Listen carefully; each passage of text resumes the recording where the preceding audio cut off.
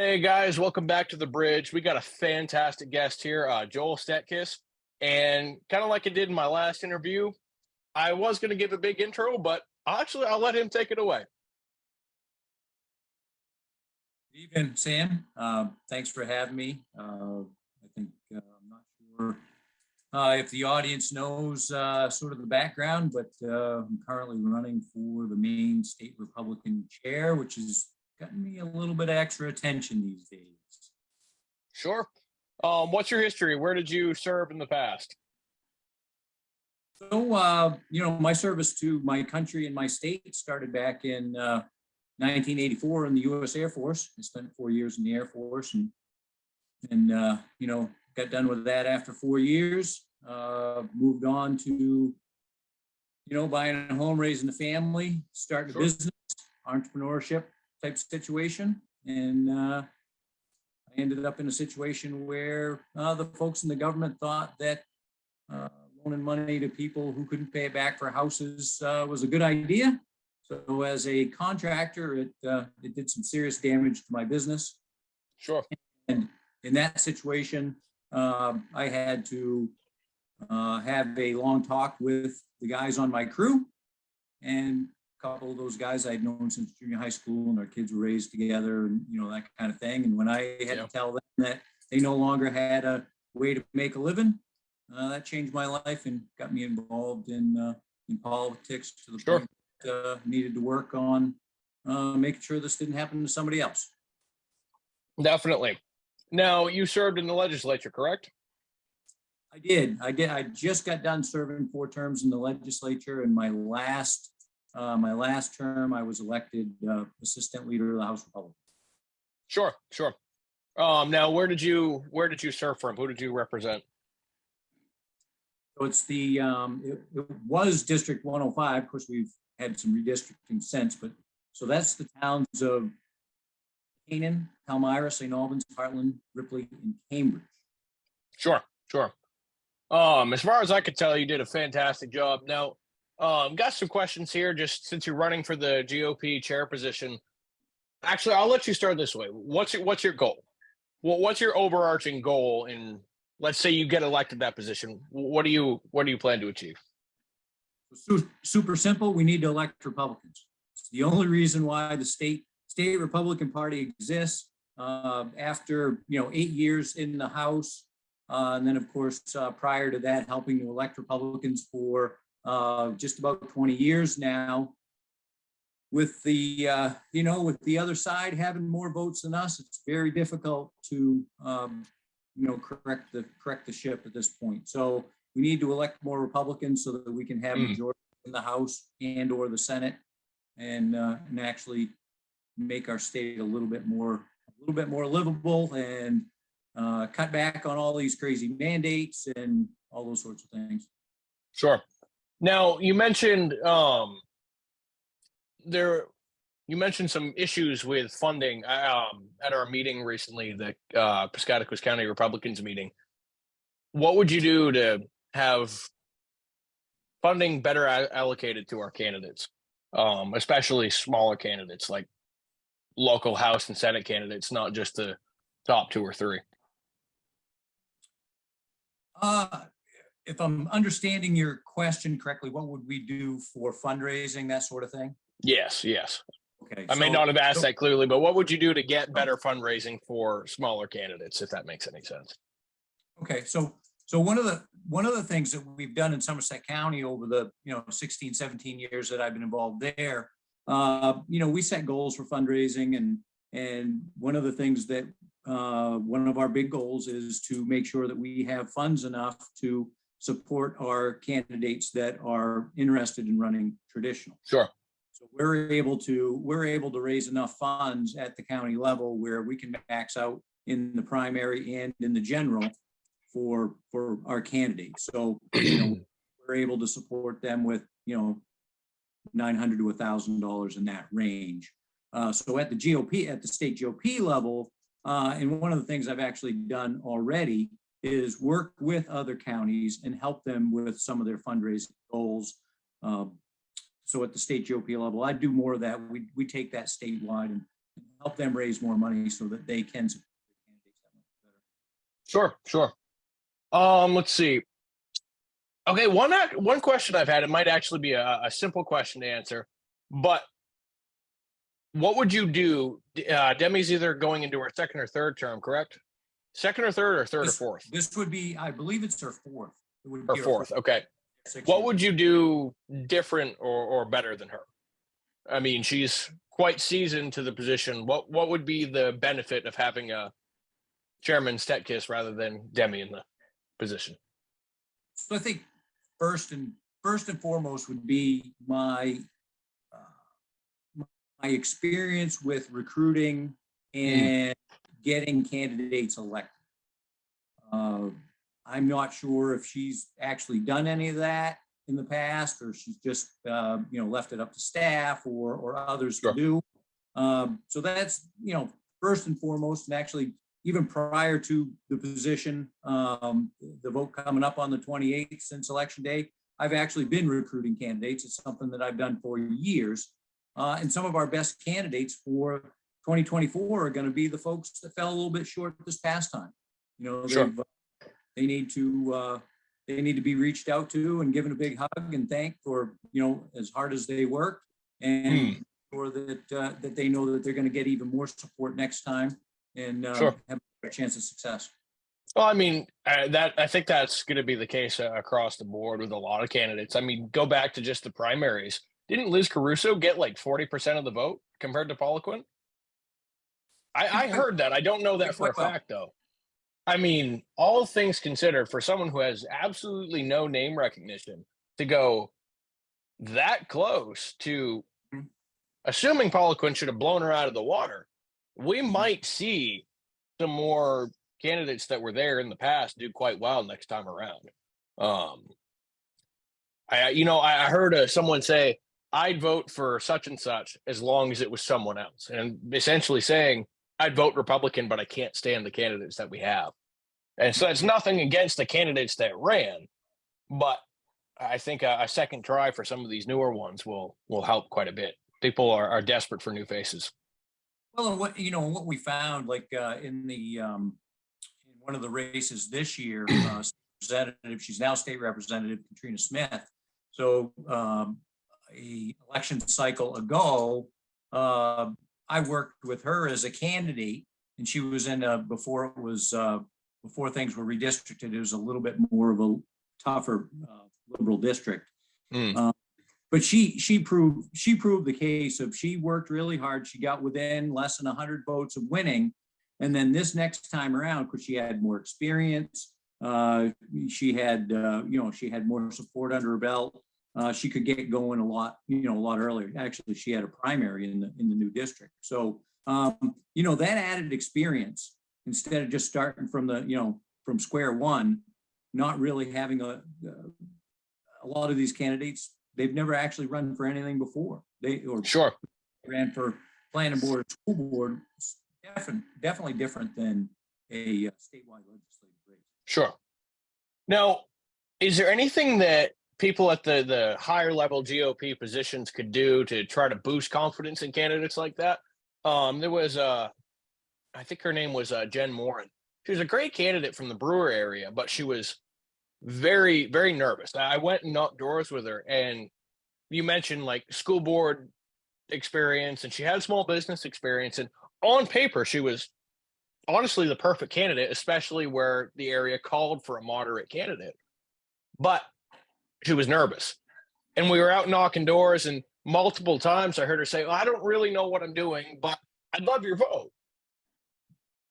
And I pulled her aside. I said, and Jen, I'm saying this as much love as possible, but you can't say, I don't know what I'm doing, because you automatically basically say, vote for the other person, even though you don't mean to.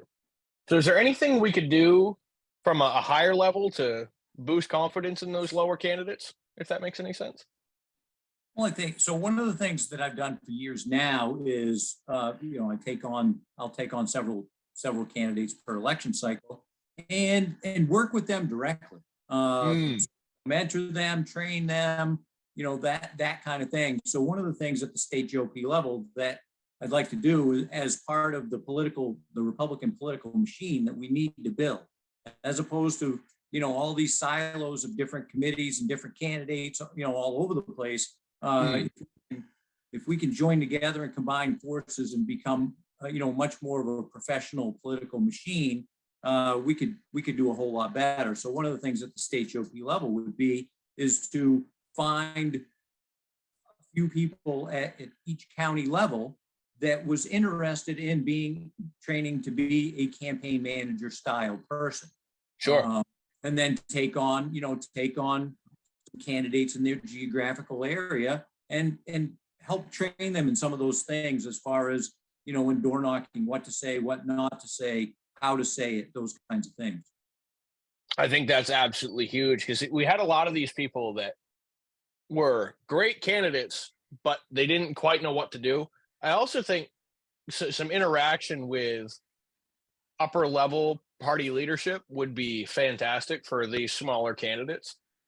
The reason I emphasize that is I know personally when I was out knocking doors consistently, when I got to shake hands with Justin Davis or shake hands with LePage or other people, even just like yourself, it was like, okay, I'm getting a network of support here, and I would learn different things from every single one of them.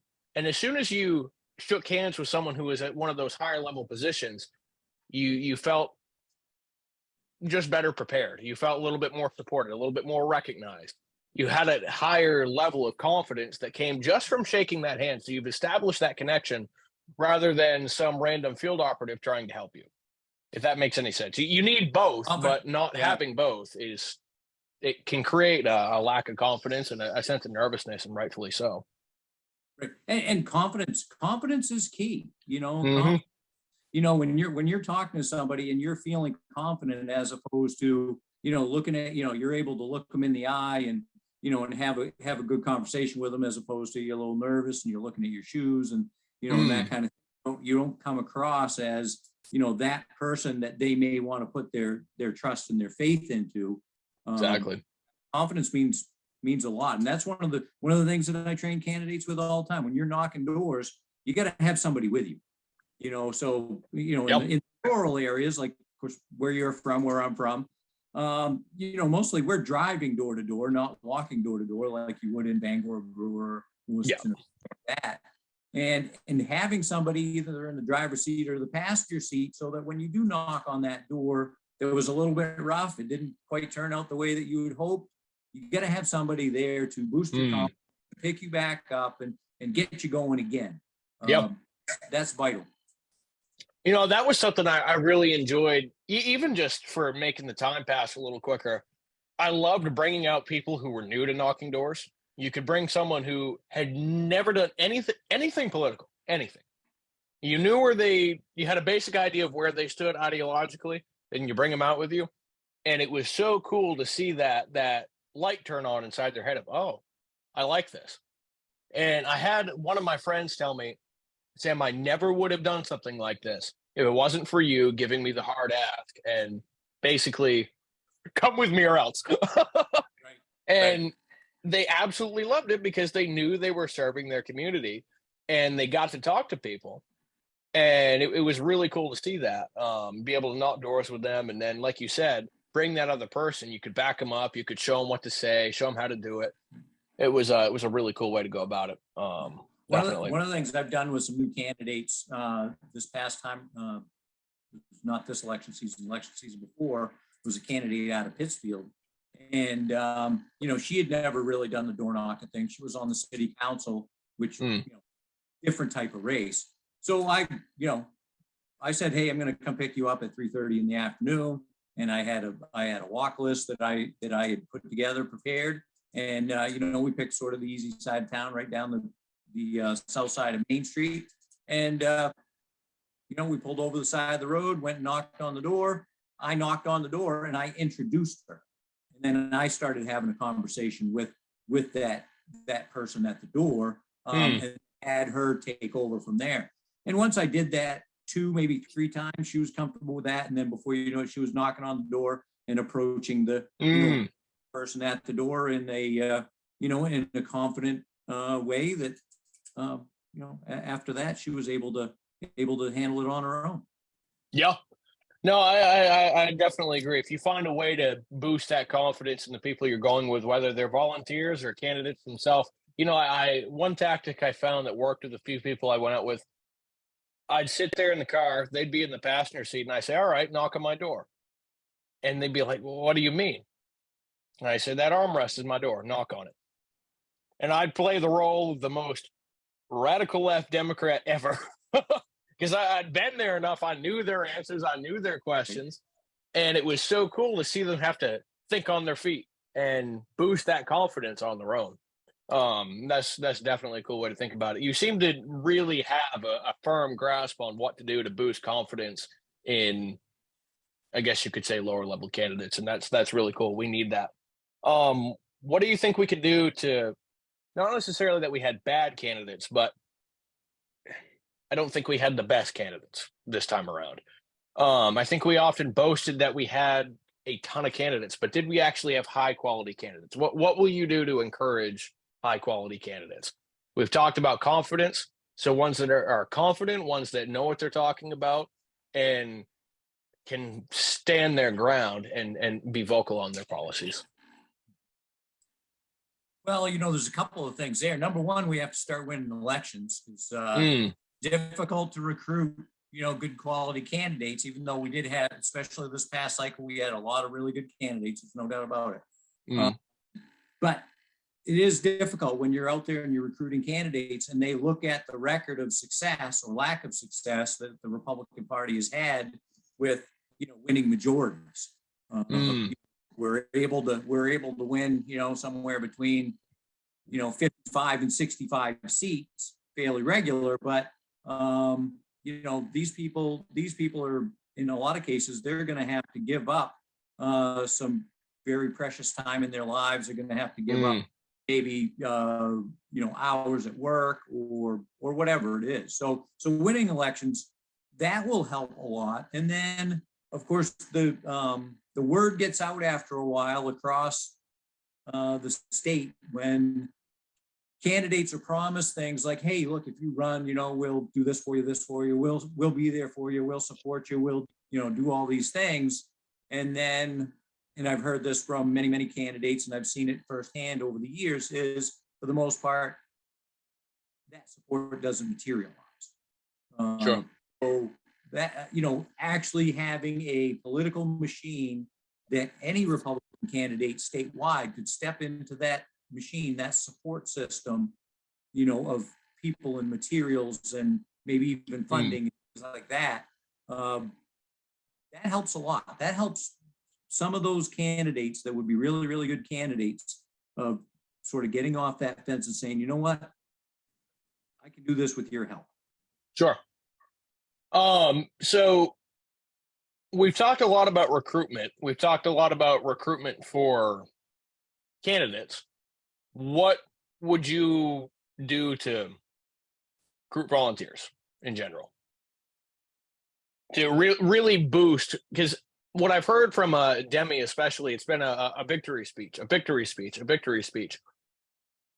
But what would you actually, I guess you could say, prescribe to really boost a solid, rock solid volunteer base? Because we struggled with that this time around quite badly.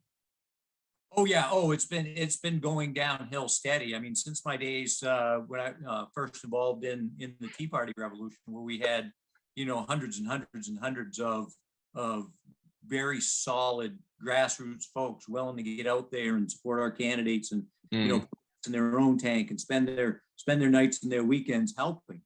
It's eroded pretty steadily since those days. So one of the things that I've personally done in Somerset County and in other parts of the state is, whether it's on social media or it's at events or something like that, when somebody steps up and says, "Hey, look, I'd really like to help," or, "Geez, I'd run, but I don't have time to do that, but I would, support candidates."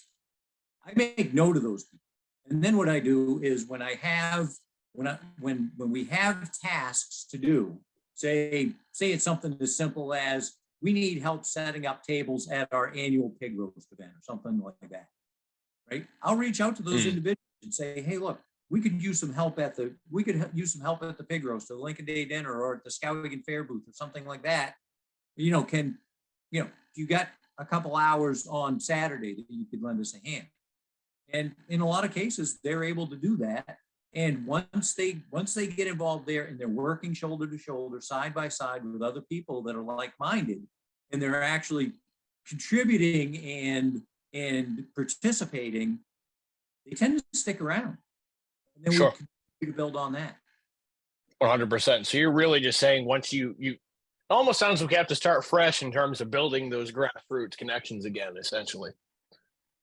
Yeah, I mean, so like any other civic organization, and you can ask any of them, whether it's, the Lions Club or the Elks or the whatever it is. It's only about 10% or less of the people that do all the work. There's a lot of people that want to participate and they have good ideas and everything else, but when the rubber meets the road, there's only a small percentage of the people that actually do all the work. Yeah. So, one of the things that happens is some of those people get burned out. They're tired of being, the only people that do it. So you lose a couple of those. But, one of the things is, and especially in our area, Sam, is, we've got a lot of folks aging out. A lot of our kids, a lot of them are moving to Florida and Arizona for one, and on the other hand, there's folks that maybe they're having a little bit more difficult time getting around and things like that. Sure. So we've got to constantly add people. What do we do? You mentioned they're aging out. I got family members who used to be diehard Republicans and they were getting out, knocking doors, or at least manning the office and doing things like that. Because of age and health limitations, they can't do that anymore. And so what do we do to get middle-aged people? And, well, honestly, they're less of a concern. What do we do to get people such as myself active? I mean, I'm an anomaly. I'm the exception, not the rule. There was Grace Washburn and I were two people on the Piscataquis County Republicans. She's not here anymore. I'm the youngest person there. I am the only member of Generation Z. I might even be, I don't think there's any millennials. I could be wrong. But coming from a fairly conservative area, that's not a good sign. I mean, I'm a huge political nerd, so that's not a huge surprise that I'm active. But a bunch of people that have conservative mindsets, I could list off their names, but the idea, just the mentality of going to a county Republicans meeting in their head is, my grandmother would do that. What do we do to change that mindset? Well, I go back to the same, tasks and goals. You may know these individuals and you may know, maybe some of their hot buttons. They like to do this, or they like that. Let's take for instance, like myself, you probably have some friends, some conservative friends that are into guns. The what? Sorry, I cut out. That are into guns, firearms. Yep. Okay. So in that situation, that one of the things that we've done in Somerset County, and I've suggested to other counties too, is you do a firearms raffle. And one of the things that we've done in the past is we will actually set up a table or a booth or something like that at some of the local gun shows. Sure. So you've got folks that are, they're gun enthusiasts, right? This is an opportunity for them to go to a gun show that maybe they may not have in the first place. Yep. And they can hang around and do some of the things that they like to do, while at the same time, they're helping to raise money for the Piscataquis Republic. Sure. Things like that. Now, I know you and I in the past have discussed this a little bit, but slowly but surely I can see some opinions changing among Republican leadership, but overwhelmingly there's still a very anti-social media attitude. And certain platforms have been accepted, but it's Facebook, Twitter and sometimes Instagram, and it often dies off after that. What do we do to? Let me ask it this way: would you be in support of the GOP readily using platforms like YouTube Shorts and TikTok to boost engagement from individuals my age? Because knocking doors isn't reaching people my age, and you best believe phone calls isn't either. Right, right, absolutely. Yeah, we've got to go, we've got to go where the voters are and proceed, especially these days with technology. There's, a lot of the younger folks are on some of those other social media platforms that some of us aren't on. Some of them are, getting their information from other digital media sources that others are. I mean, we've got such a good selection now. And that's sure. Where having young people like you involved is going to make all the difference, because you know where those folks are at and you know what they're interested in. So, I would say one of the big things too with a lot of these social media platforms is you can get demographics information. Okay, how many people are viewing things on this particular platform? What's the reach? Those sorts of things. And then we sort of micro target. If it's mostly 25 and younger on TikTok, then we're not going to run old people ads on TikTok, right? Sure. Maybe I'm wrong. I mean, I know folks my age that are on TikTok as well. I get a off of it every now and then myself. But so really, checking out those demographics, see where the particular people are on platforms, and micro target towards them. Sure. I think that's something that was often overthought. That picture a campaign ad for, okay, let's say LePage. There's simple ways where, I don't know if this will make sense in the description, but take the typical landscape format you'd see on like a TV. All you have to do is take that ad and stack it 3 times, and then you can put it in that portrait format that you'd see on your phone. So all you have to do is reformat a couple parts of those ads, and you can take your stereotypical campaign ad and blow it up on all those platforms. I had an interesting discussion with, I think it was actually LePage a couple days ago, regarding this topic. And we were talking about how phone calls, the productivity and the positive results of them are questionable. Let's say you took half your field team at a phone banking event, and you had them making TikTok videos and blowing them up all over the platforms. I think that's an interesting way to go. What do you think on that? So you have half your team still doing phone calls to try to reach older demographics. Then you've got another half making those campaign videos. Theoretically, at least in my head, ages 40 and below, especially people my age, are at least going to get a taste of Republican politics. I could be crazy, I could be wrong, but I'm thinking that would be an interesting way to still appease both sides of the argument. Well, I think I had mentioned this at the meeting that you and I were at last, is for some reason, Republicans feel that, we can compete against the Democrats, where the Democrats have the media are the Democrats, however you want to look at it, they're pretty much the same thing. So, 365 days a year throughout an entire election cycle, they're promoting the Democrats. Day in and day out, right? And at the same time, they're bashing Republicans. So, somehow we think that what we can do is we could throw, a quarter of the money the Democrats have at ads and campaigning and stuff 90 days before the election, and somehow we can change these people's minds that, for the last 18 months, they've been hearing a different story. Yep. So, and I don't know if it would take half the staff. I don't know what it would take for actually personnel to do this thing, but, getting our message out. You and I had talked a little bit about, what I would think a TikTok ad type thing would be is somebody like yourself, addressing the public. I'm Sam Bridges, and I believe that all laws ought to apply to everybody equally. There should be no special favors for politicians, and that's why I'm a Republican. Sure.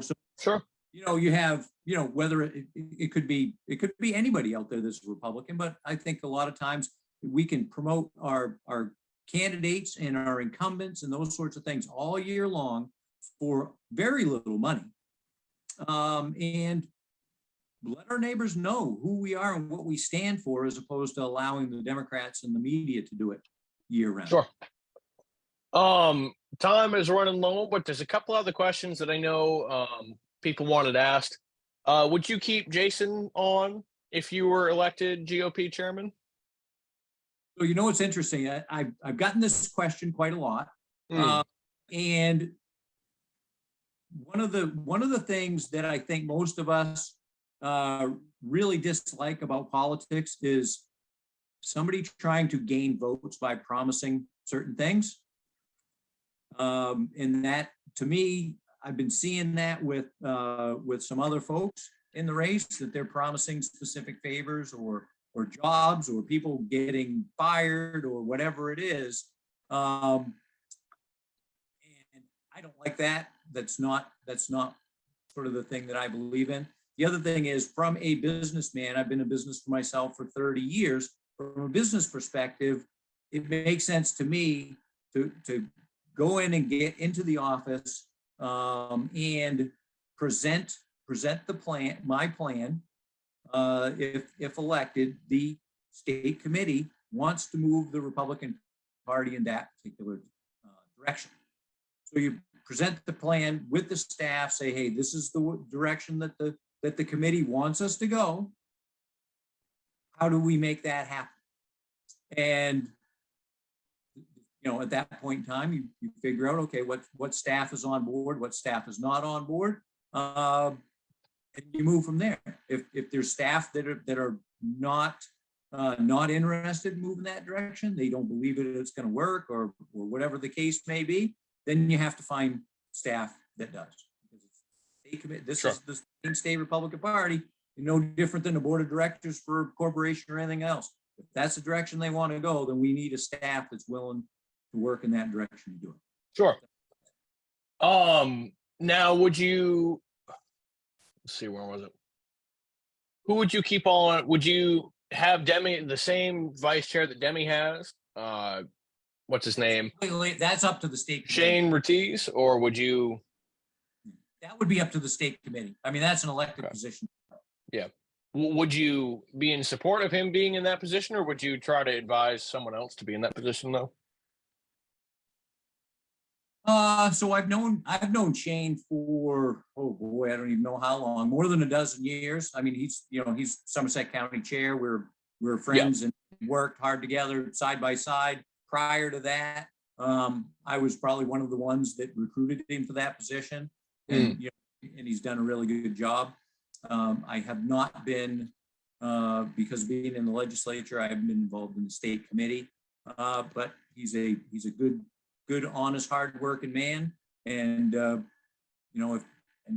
again, one of the questions that's been asked is who's running too, and I haven't heard anybody actually come right out and announce. I don't know, have you? No, I haven't. Yeah, so probably that's going to be decided on the floor, I guess, on the 28th as nominations come up. Sure.